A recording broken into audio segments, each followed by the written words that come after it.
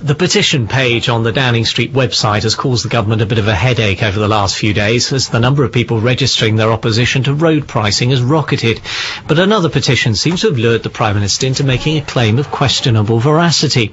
In responding to its call for the identity card scheme to be scrapped, Mr Blair sent an email to the petitioners in which he appeared to suggest that fingerprints on the National Identity Register could help the police to clear up unsolved crimes.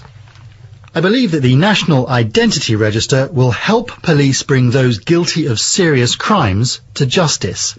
They'll be able, for example, to compare the fingerprints found at the scene of some 900,000 unsolved crimes against the information held on the register. Or can they? The Home Office then sought to clarify Mr Blair's remarks by saying that it was the Immigration and Passport Agency which would have access to the fingerprints rather than the police.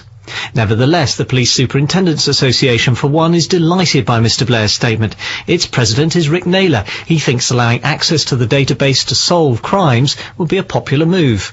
Well, I think the public would want us to do that because it is important to them, particularly victims of crimes, that the crimes are solved. And sometimes we have got many marks on record that we haven't got an owner for. And anything that would help us solve crime would certainly reassure the public. But was it your understanding that the police would be allowed to do that? From the time when the identity card bill was first announced, we understood that we would be able to search the register. So, from your point of view, the Prime Minister is simply setting out something that you would find useful and you think should be welcomed? I think it should be welcome because part of crime prevention is the certainty of detection. And if criminals think they're going to be detected, they probably won't commit the crime in the first place. So that will help drive down the actual numbers of crimes committed, but it would also clear up a lot of old outstanding crimes that worry the public immensely. Rick Naylor of the Police Superintendents Association. Downing Street has weighed in as well, insisting there's nothing remarkable about Mr Blair's comments. The Prime Minister's spokesman said it was always the intention that the police could have access to the fingerprints on the identity card register and that this was in the bill when it was published.